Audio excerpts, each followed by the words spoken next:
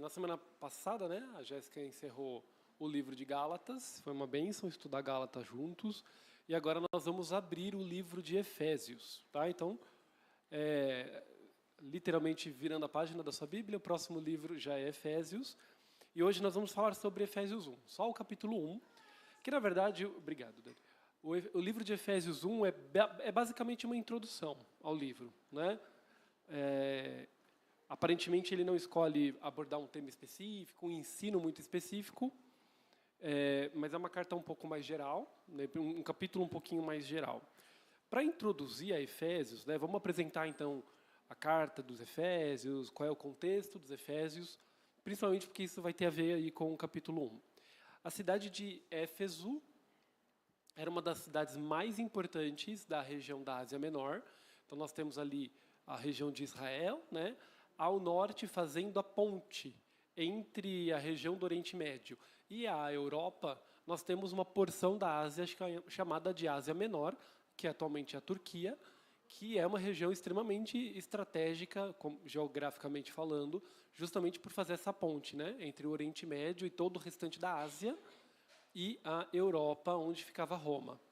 Então, ela era uma rota importante de comércio, era uma rota importante de tropas, né? Era uma rota importante do ponto de vista religioso. Nós temos depois, nos próximos capítulos, nós vamos ver algumas coisas que acontecem, e nós temos templos importantes na região de Éfeso, templos pagãos, né? Gregos e romanos, de deusas romanas bem importantes ali para a questão religiosa naquela região.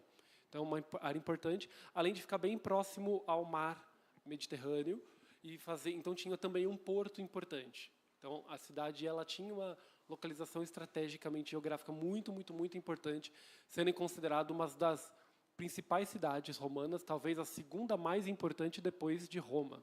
Então, não é qualquer cidade. Quem escreveu, há um grande consenso de que quem escreveu foi Paulo, durante o período em que ele estava preso em Roma, numa cadeia em Roma. Na verdade, ele estava preso, depois no domicílio, no período de Roma. E ele escreveu essa carta alguns anos depois de ter visitado Éfeso, e ele não apenas visitou para pregar, ele residiu nessa cidade por 3 anos. Né? Então ele conhecia muito bem os Efésios, ele conhecia muito bem a estrutura da cidade, ele conhecia muito bem as questões religiosas, ele conhecia muito bem a estrutura social da cidade, e essa carta ela é destinada a pessoas que eram tanto judias, que se converteram ao cristianismo, quanto pessoas que eram gentias e se converteram ao cristianismo. Né? E aí tem uma questão bem importante, deixa eu deixar aqui. Uma questão bem interessante também é que a maior parte das cartas de Paulo e outras cartas do Novo Testamento começam com uma introdução que, na verdade, é uma saudação. Então, nós vamos ler aqui só os versículos 1 e 2 de Efésios 1. Paulo, apóstolo de Cristo Jesus, pela vontade de Deus, aos santos e fiéis em Cristo Jesus que estão em Éfeso. A vocês, graça e paz da parte do nosso Pai, do nosso Senhor Jesus Cristo. Quando ele coloca aqui aos irmãos em Cristo que estão em Éfeso, na verdade, os manuscritos mais antigos não trazem esse texto, aos irmãos em Éfeso. Então, alguns pesquisadores e estudiosos da palavra têm o entendimento que talvez essa carta não tenha sido direcionada à igreja apenas de Éfeso, mas é uma daquelas cartas circulares que a gente fala, que são cartas que não foram endereçadas a uma pessoa ou ao líder de uma igreja específica, mas era uma carta para circular nas cidades. Né? E aí que, depois de alguns anos, descobriram cópias dessa carta em Éfeso, colocando ali no título aos irmãos que estão em Éfeso. Né? Então há aí uma possibilidade de que essa carta era circular, uma carta geral, e que os irmãos que receberam em Éfeso acrescentaram esse texto a Éfeso para poder torná-la mais pessoal e poder discutir com os cidadãos da cidade. Isso parece ser um detalhezinho, né? Mas é bem interessante porque essa carta ela não trata nenhum tema muito específico de acontecimento muito específico, pelo menos não nessa primeira parte, como outras cartas a gente vê. Fala para fulano cuidar da saúde, fala para fulano receber o escravo bem, fala para fulano, né, tem nomes, aqui ele não cita nomes. Então, me parece mesmo ser uma carta um pouco mais ampla. Isso é interessante, principalmente no entendimento desse primeiro capítulo. Porque o primeiro capítulo, digamos que ele é uma saudação estendida. Ele não entra em nenhum assunto específico, que, de certa forma, parece a nós, leitores, que ele não está trazendo nenhum grande ensino intencional. Né? Digo parece, porque ele não está... não parece que ele está preocupado em passar alguma coisa. Porque ele começa a partir do capítulo 3 até o versículo 3 até o versículo 14, uma coisa que depois ficou conhecida como uma doxologia, que significa do grego um hino de louvor a Deus. Né? Tem outros significados, mas de certa forma a aplicação bíblica disso, do que é uma doxologia, é um hino de louvor a Deus, um texto de louvor a Deus. Então, assim, ele não tá, a intenção aqui inicial não era necessariamente trazer uma mensagem no capítulo 1, mas sim trazer um louvor a Deus. Sem saber disso, às vezes a gente está lendo aqui e parece um monte de frase solta, né? Mas, na verdade, entende-se que isso aqui era um hino, possivelmente. Há todo um ramo de estudo da palavra sobre os estilos dos textos, e esse estilo ele tem elementos muito característicos de uma música. A gente vai ver que ele tem um texto e depois ele tem um pequeno refrão, um texto e um pequeno refrão, um texto e um pequeno refrão, dividindo o texto em 3 partes. E cada parte tem uma informação central muito importante, muito interessante. Então, é muito possível que a igreja primitiva cantasse esse texto. E Paulo aqui transcreveu, ou ele escreveu e depois virou um hino, né? Mas é muito provável que as pessoas cantavam esse texto. E aí eu achei muito interessante, porque isso tem tudo a ver com o que o Jeff estava falando agora há pouco na escola bíblica, né? Do quanto essas imagens e aí os hinos entram nesse contexto, ajudam para reforçar doutrinas, né? Ou mesmo não apenas reforçar, mas ensinar, né? Você pode chegar para uma população que não conhece a palavra e com um hino você começa a apresentar a palavra. Isso é possível, né? Quantas pessoas ouviram músicas cristãs que contêm doutrinas cristãs importantes, a palavra da salvação, e esse foi, digamos, um primeiro contato com a palavra de Deus. Isso é possível, né? As músicas, os hinos, a arte, ela pode cumprir esse papel. E aí a gente vê isso acontecendo aqui, né? Então, essa aula veio bem a calhar, porque a gente já vai ver a aplicação disso na Bíblia. Não é uma coisa moderna, né? Não é a igreja primitiva que usava as imagens. Não, apenas, né? Mas isso é algo muito anterior, né? E os apóstolos também fizeram isso. Então, nós vamos ler o capítulo 1, inicialmente do versículo 3 até o versículo 14. Tá? Só deixa eu ver se faltou alguma coisa da minha anotação. É isso daí. E aí, também é endereçado a todos aqueles que viviam naquela região. Então, não é específico para quem era judeu e se converteu, para os prosélitos, para os tementes, ou para os gentios que se converteram. É uma questão que é trazida para todos, né?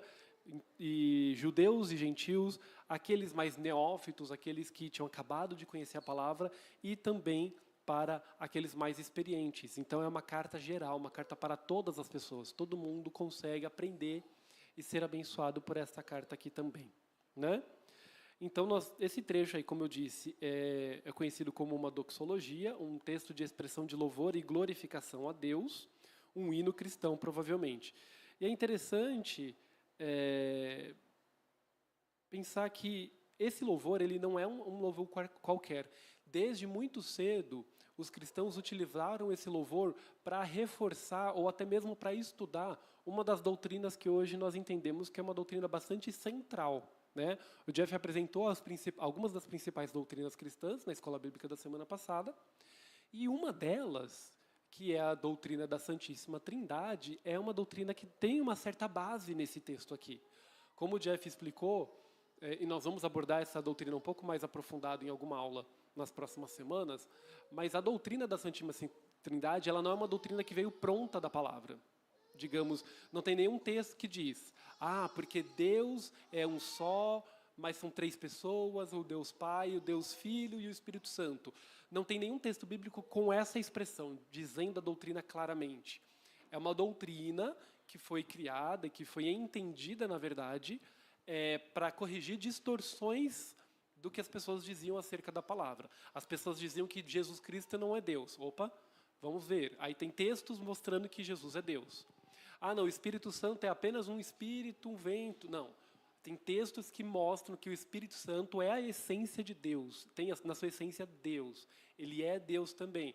E aí a gente foi montando textos bíblicos e chegou-se à conclusão, né, entendeu-se a doutrina da Santíssima Trindade. Mas esse é um texto, um dos poucos textos que aparece as três pessoas da Trindade, né? E aí cada uma dessas três pessoas está num trecho.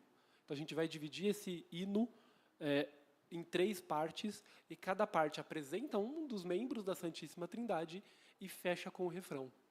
Então, é intencional. Paulo, quando escreveu isso daqui, ele não escreveu palavras soltas. Foi intencional. A estrutura literária foi intencional para nos ensinar, né? Ele estava afastado dos irmãos de Éfeso em região há algum tempo, porque ele estava preso em Roma, e ele se preocupava com a manutenção da sã doutrina. Então ele escreveu uma carta e ele gastou 1/6 da carta, o capítulo que a gente entende como capítulo 1, para reforçar essa doutrina, porque de alguma forma ele entendeu que isso era importante, né? Então é bem interessante.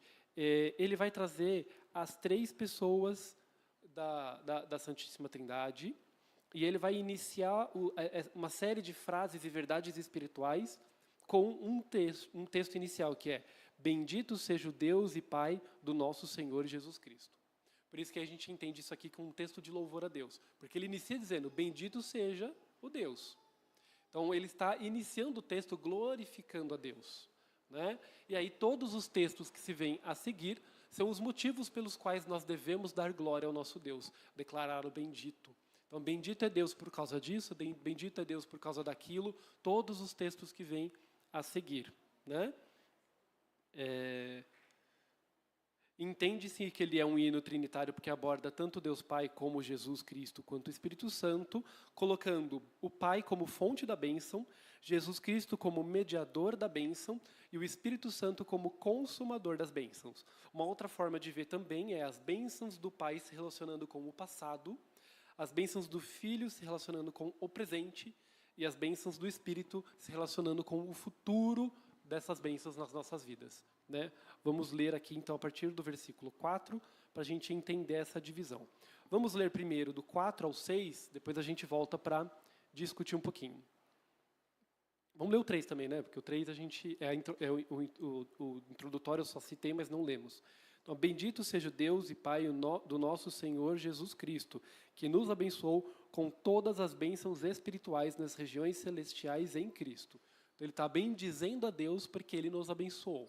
E aí ele diz: porque Deus, ou seja, o Deus Pai, nos escolheu nele antes da criação do mundo, para sermos santos e irrepreensíveis em sua presença. Em amor nos predestinou para sermos adotados como filhos, por meio de Jesus Cristo, conforme o bom propósito da sua vontade, para o louvor da sua gloriosa graça, a qual nos deu gratuitamente no amado. Então esse trecho, ele fala sobre o Deus Pai, que é aquele que escolheu pela sua maravilhosa vontade nos abençoar. Então ele escolheu nos abençoar. E ele escolheu isso quando? Lá no passado. Antes da fundação do mundo. Antes de que qualquer coisa tivesse acontecido, antes mesmo da criação, Deus Pai já havia escolhido nos abençoar. Por isso que a gente fala que como Deus é eterno e ele existe desde sempre, lá no passado ele já escolheu nos abençoar. As bênçãos de Deus já foram estabelecidas nas regiões celestiais, né, desde o passado. Então aqui nós temos um texto bastante discutido, inclusive atualmente, sobre um assunto aí acerca da predestinação, que vai ser abordado talvez na escola bíblica um pouquinho mais para frente, mas eu não quero trabalhar esse assunto hoje. O que eu quero trazer é a intenção do autor ao apresentar esses argumentos. A intenção do autor aqui não é discutir, apresentar uma polêmica, não. A intenção do autor aqui é falar que antes de nós mesmos existirmos, antes de nós nascermos, antes mesmo de pecarmos, ele já havia uma intenção para nós, né? Então, a intenção de Paulo aqui não é discutir detalhes do plano de salvação. É para nos mostrar que não é nada pelas nossas mãos. É algo que vem da parte de Deus. Antes de nós existirmos e orarmos pedindo uma bênção, Deus já havia planejado nos abençoar. Isso não tem nada a ver com a gente, tem a ver com Deus e o seu amor.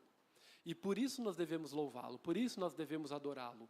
Não tem a ver com a gente, não tem a ver com os meus sentimentos, não tem a ver com as bênçãos que Ele me dá agora, porque Ele escolheu dá-las antes mesmo de eu pedir, antes mesmo de eu me esforçar para conquistar alguma coisa, né? Então é para nos colocar numa posição de humildade, uma posição de quem recebe por graça, né? E aí, lembrando que esse texto é um texto de louvor. Ele tem ensinamento, ele tem doutrina, mas o objetivo de Paulo aqui é louvor, né? E o ensino que louvamos a Deus no passado, por quê? Primeiro, não éramos filhos, mas Ele nos adotou. Olha que interessante, aqui a gente vê uma outra doutrina extremamente importante da Bíblia, que é a doutrina da adoção. Nós não éramos filhos. Deus, pela sua vontade, escolheu um povo para si, e nós, gentios, não éramos esse povo. Nós não éramos filhos, mas Ele nos adotou. Mas é bem interessante, porque assim, ele está falando aqui num contexto de uma cidade romana.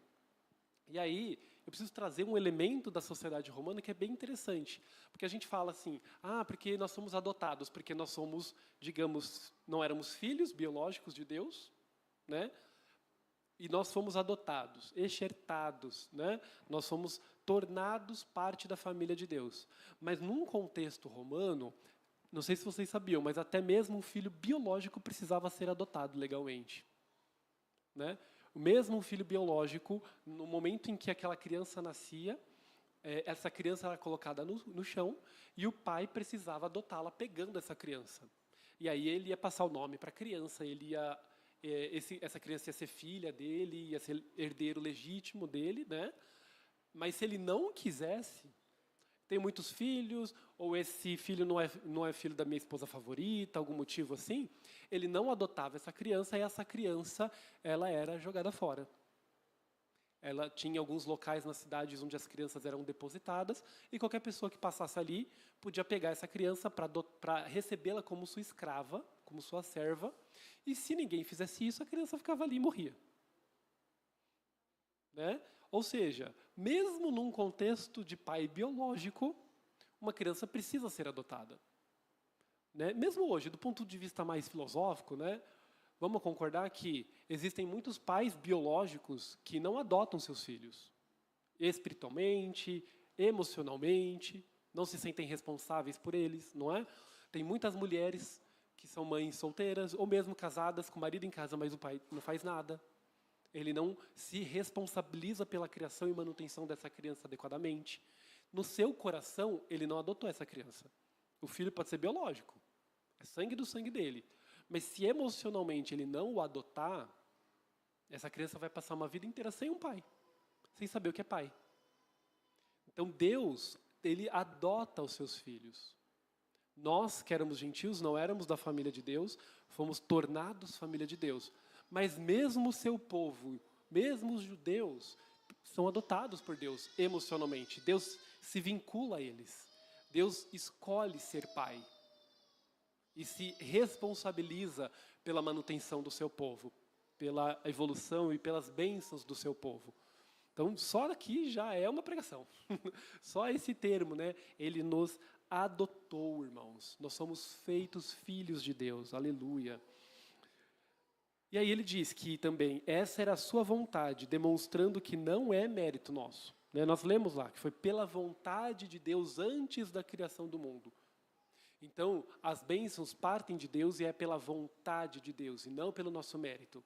Nós não somos abençoados porque nós não pecamos. Porque isso está errado, nós pecamos todo dia. Não porque nós somos bonitos ou porque nós nos esforçamos para fazer as coisas certas. Nós somos abençoados porque Ele escolheu, pela sua vontade. E qual é a motivação? Qual é a finalidade? Para louvor da sua glória.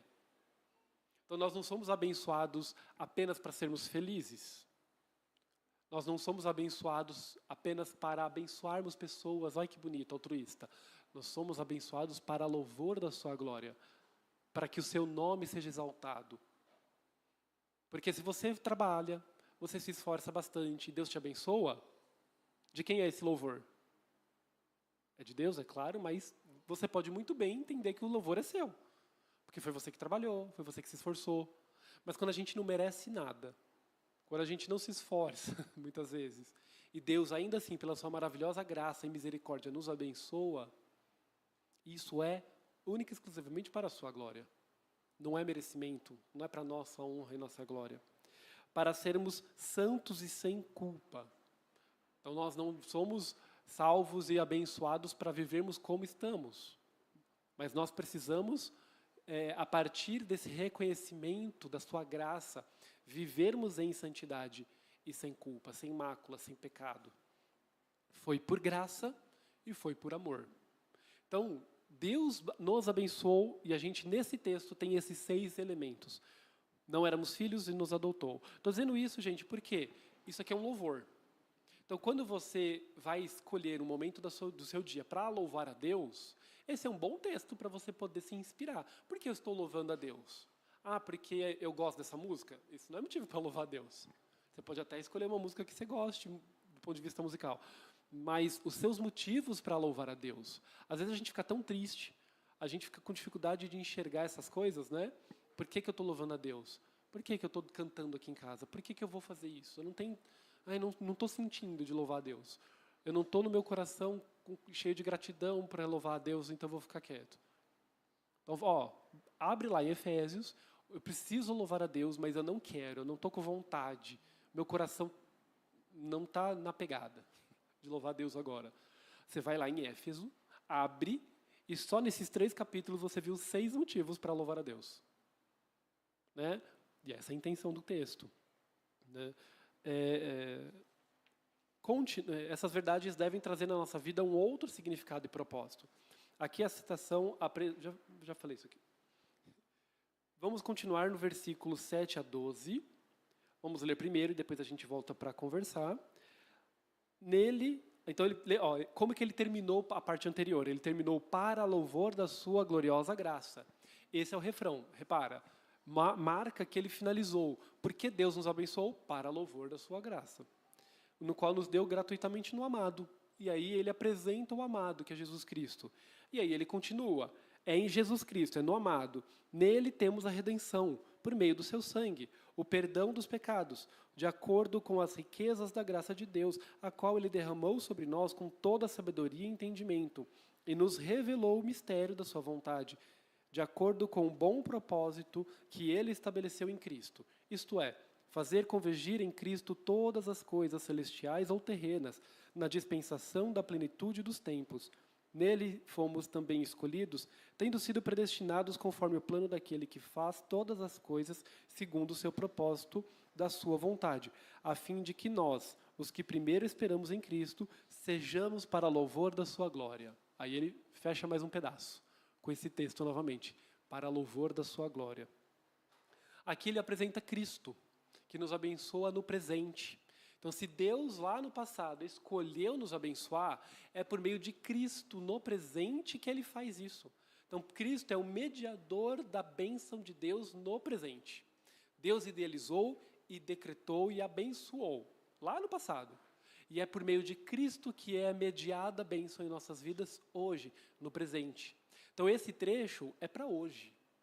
Esse trecho é para vivermos agora. O que nós temos aqui? Primeiro, nele temos a redenção, por meio do seu sangue. Então, nós somos redimidos, nós somos justificados. Acabamos de ver que não éramos merecedores. E nós entendemos aqui que, por meio do sangue de Cristo, somos limpos, salvos e justificados. Então, nele temos a redenção. Ainda no versículo 7, no perdão dos pecados. Então, aquilo que nós fazemos nos é perdoado, por meio do sangue de Cristo. Derramou sobre nós a sua graça, de acordo com as riquezas da graça de Deus, a qual derramou sobre nós. Então, mais uma vez, ele reforça que isso veio por meio da graça e não por merecimento. Cristo nos salvou porque ele quis. Nós não merecemos, não fizemos nada e somos incapazes de darmos início a esse processo de redenção. Isso parte do nosso Deus. E aí, tem um trechinho aqui, que dependendo da versão, ele fala assim, a minha está escrito assim, a graça a qual ele derramou sobre nós com toda sabedoria e entendimento. Né? Aí ele põe um ponto. Algumas outras versões, eu achei isso bem interessante, ele coloca o ponto num lugar diferente, ele coloca assim, as riquezas da graça a qual derramou sobre nós, ponto. E aí seria, conforme a sua sabedoria e entendimento nos revelou o mistério da sua vontade. Né? O texto está aqui? Vocês estão conseguindo acompanhar? Imagine a construção um pouco diferente, que muda completamente o sentido, né? Nos deu a sua graça e ele nos derramou sobre nós, ponto. Com toda a sabedoria e entendimento nos revelou o mistério da sua vontade. E aqui isso aqui é interessante porque, quando ele coloca aqui essa palavra, nos revelou o mistério, Paulo usou um termo grego que significa que o termo é mysterion, e esse mysterion, na verdade, é um termo utilizado em algumas religiões pagãs que circulavam ali na Grécia, na Roma, que eram as religiões de mistério que eles falavam. O que era isso? Eram religiões ou seitas em que algumas verdades estruturais do cosmos e do universo eram revelados somente para aqueles que alcançassem determinado nível dentro da iniciação daquela seita. Então, eles tinham essa coisa da religião do mistério. Era uma religião que as pessoas não conseguiam difundir, não se sabia muito, só aqueles que eram do mistério, que conheciam as verdades profundas do universo. Então, quando Paulo usa esse termo, ele está falando, o que dizem lá fora é que você precisa ser iniciado por eles, para você entender as verdades absolutas do universo. Mas o nosso Deus é diferente. O nosso Deus derramou sobre nós toda a sabedoria e entendimento e nos revelou o mistério da sua vontade. E ele não está falando isso apenas para os iniciados e profundos. Não, qualquer um que se tornar cristão, qualquer um que receber essa palavra, lembra, essa carta é uma carta que circulou para todo mundo. Não era para o pastor da igreja tal, não era para o rabino tal. Não, essa carta era para ser lida para todo mundo. Deus tem o seu mistério da natureza, o mistério da sua vontade, que foi estabelecido antes da criação do mundo, esse mistério está revelado para todos que quiserem acessar. Isso aqui, cara, era uma ofensa, era um rompimento com toda a mentalidade daquela época, de que os grandes mistérios da natureza e do universo eram revelados só para aqueles que se debruçavam muito, estudavam muito, se dedicavam uma vida àquela religião. Mas para Deus não, o mistério está acessível a nós. Né, tudo. Eu acho bem engraçado, tem até o pessoal entre os cristãos que fala, não, isso aí é mistério. Né? Peraí, mas Deus não tem mistério. O mistério de Deus é revelado a nós. Deus não tem intenção de esconder coisas de nós. Pelo menos as coisas fundamentais estão aqui na palavra reveladas a nós. Ele nos revelou. É só nós nos abrirmos para receber isso. Está revelado. Né? Então, eu particularmente achei muito interessante isso, porque hoje em dia nós temos visto crescer esse culto ao mistério. Não sei se vocês perceberam, né, mas nos círculos sociais de vocês, isso também está muito presente. Muitas pessoas que se consideravam católicas ou evangélicas não praticantes, ou até mesmo espíritas, de outras religiões, aí, de outras matrizes, agora estão se voltando muito para o misticismo. As pessoas estão dizendo, não, eu agora estou virando bruxa de novo. Estamos nos reconectando com as deusas do passado, as deusas anteriores. Conheço muita gente que fala, pelas deusas. Só que você conhece essas deusas? Você pergunta para a pessoa, não, isso aí está além da nossa compreensão. O culto ao mistério, o culto ao oculto, por isso a gente chama de ocultismo, as coisas que ficam ocultas. É confortável, né, gente? Não precisa estudar. Não, isso é mistério, não preciso estudar. Isso está oculto, não preciso me debruçar sobre isso, é confortável. Mas a palavra ela é revelada. A palavra está clara para nós. Nós temos acesso. Não há desculpa para nós dizermos que não conhecemos. Nós precisamos conhecer e estar prontos para defender a nossa fé. Né? Como a gente viu no capítulo de Gálatas.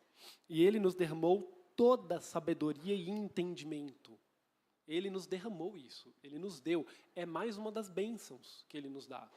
Entendimento e sabedoria. Ele nos equipou, Ele nos deu isso, né? E nos revelou o mistério da sua vontade, de acordo com um bom propósito que Ele estabeleceu em Cristo. E aí Ele revela qual é esse mistério. Qual é o mistério do universo, né? Que é fazer convergir em Cristo todas as coisas, celestiais ou terrenas, na dispensação da plenitude dos tempos. Então, o plano de Deus é colocar debaixo do governo de Cristo, debaixo da soberania de Cristo, todas as coisas.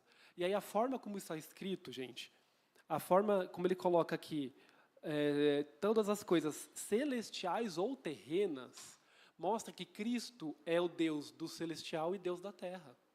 Cristo é o rei dos espíritos e dos humanos, dos seres vivos, daquele que é espírito. Ele é Deus dos anjos, Ele é Deus dos homens, Ele é Deus dos demônios, Ele é Deus de tudo.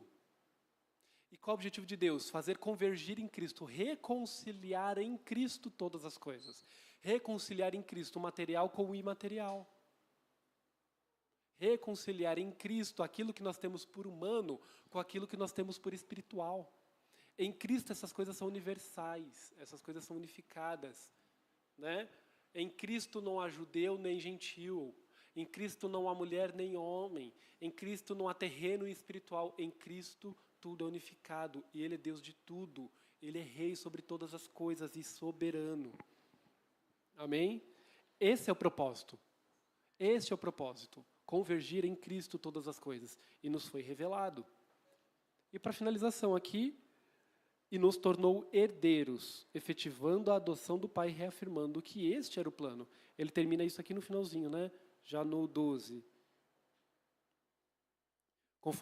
Tendo sido predestinado conforme o plano daquele que fez todas as coisas segundo o seu propósito. Então, ele confirma a adoção que o Pai escolheu fazer. Ele confirma a vontade do Deus Pai. Amém? E aí, nós chegamos nos versículos finais desse trecho, que é o versículo 12, 13 e 14, que diz: quando vocês ouviram e creram na palavra da verdade, o evangelho que os salvou, vocês foram selados em Cristo com o Espírito Santo da promessa, que é a garantia da nossa herança, até a redenção daqueles que pertencem a Deus, para louvor da sua glória. Então, cada trechinho ele termina dizendo, para louvor da sua graça ou da sua glória, né? Dizendo que ele fechou aquele pedaço. E esse trechinho de 13 a 14, qual é a pessoa da Trindade revelada aqui a nós? A pessoa do Espírito Santo. Então ele falou que o Pai, lá no passado, idealizou, planejou as nossas bênçãos. No presente, Cristo mediou essas bênçãos. Ele executou a vontade do Pai. E o Espírito Santo foi derramado para nós como um selo, né? O que é um selo? Do ponto de vista do contexto romano, um selo era uma garantia, primeiro, de autenticidade. Quando chega uma carta selada, e o selo tinha a marca do governador tal, entendia-se que essa carta era desse governador. Só ele tinha esse selo. Só ele tinha autoridade para usar esse símbolo. Então, aquela carta era original, era autêntica. Então, se nós recebemos esse selo, é para nos servir de sinal de que a bênção de Deus vem de Deus, ela é autêntica. Né? Não foi outro Deus. Mas selo também é uma marca para a proteção de uma mensagem ou de um objeto. Se aquele selo está aberto, o conteúdo pode ter sido violado. Então, o selo é para manter lacrado, é para manter fechado. Né? Hoje, quando a gente recebe a pizza em casa, o que está escrito na etiquetinha lá do lado? Vocês lembram o que está escrito? Não receber se o lacre estiver violado. Por quê? Se a caixa está fechada e lacrada, significa que a pizza está do jeito que ela saiu da pizzaria. Ela foi feita direto do forno para a caixa, sem contaminação, e aí ela foi lacrada. Quando ela chega em casa, aí nós abrimos o lacre, o selo, para poder comer. Significa que ela está boa, ela está pura, ela não foi danificada no caminho, ela não foi contaminada no caminho.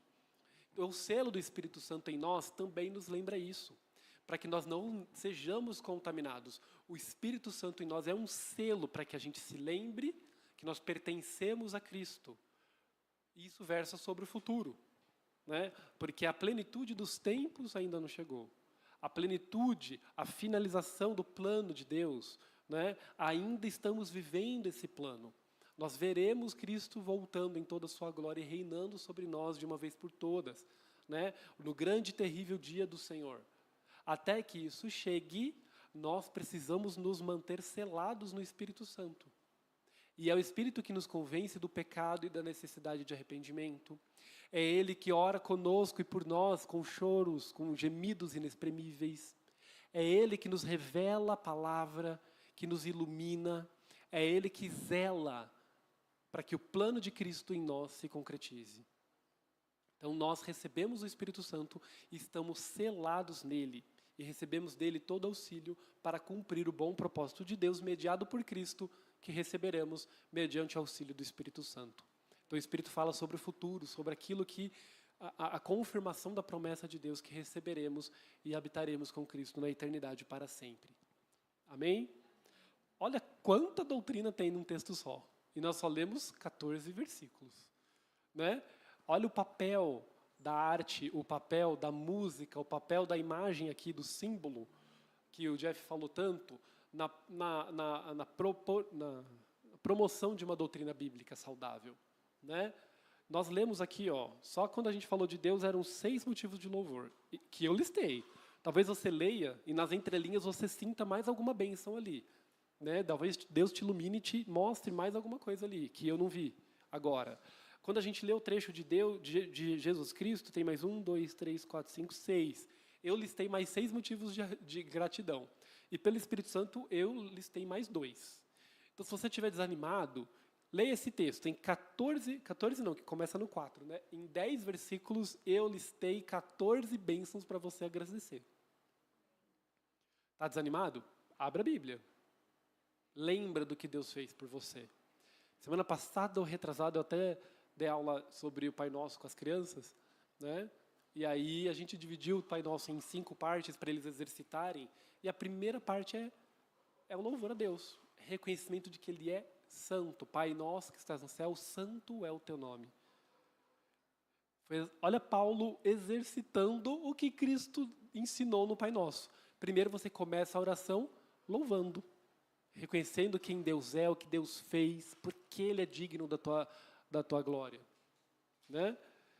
E aí, finalizadas essas 3 partes, com a expressão para louvor da sua glória, demonstrando a clara intenção do texto em dividir em 3, vinculando cada parte a uma pessoa da Trindade.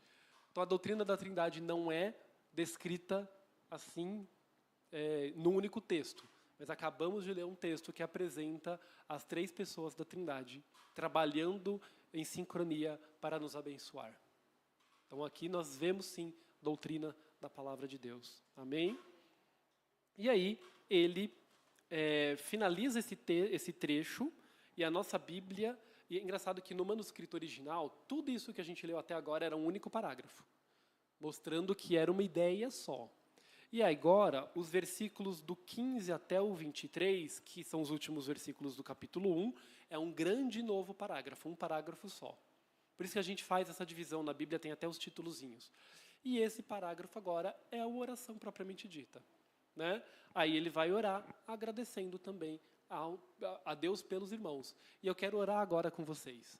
Eu quero fazer essa oração agradecendo a vida dos meus irmãos.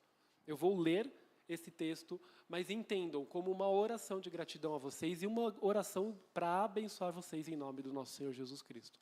Amém? Paulo deu toda essa introdução para preparar o coração daquele que ia ler ou ouvir essa carta. O coração de vocês está preparado para vocês serem abençoados também, como os irmãos de Éfeso e região foram?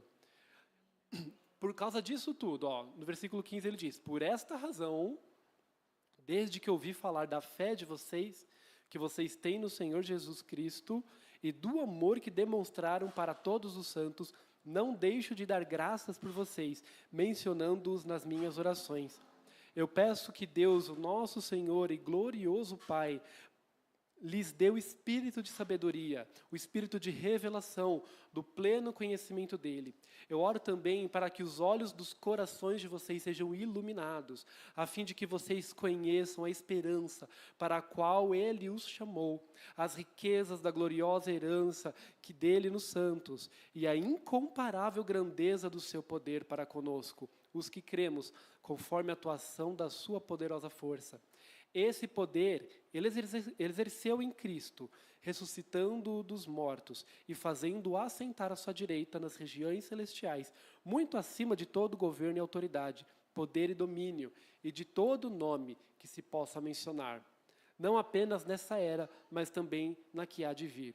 Deus colocou todas as coisas debaixo dos seus pés e o designou cabeça de todas as coisas para a igreja, que é o seu corpo, a plenitude daquele que enche todas as coisas e toda e qualquer circunstância. Amém? Então, que essa oração se torne viva em nossas vidas e que Ele nos encha de toda a plenitude do seu conhecimento e da sua sabedoria e que nós entendemos cada dia mais o propósito da sua boa vontade de convergir em Cristo todas as coisas, de reconciliar em Cristo céus e terra, humano e espírito, carne e espírito, reconciliar todas as coisas, todo o universo, todo o cosmo em Cristo Jesus. Amém? Essa é a palavra que eu trouxe aos irmãos. Espero que ela venha abençoar os irmãos. Leiam isso em casa novamente, louvem a Deus, inventem cânticos com esse texto, leiam de forma cantada, criem e deixem essas verdades encherem o coração de vocês, para no momento da adversidade você ter o que falar, você ter o que lembrar que Deus é bom. Amém?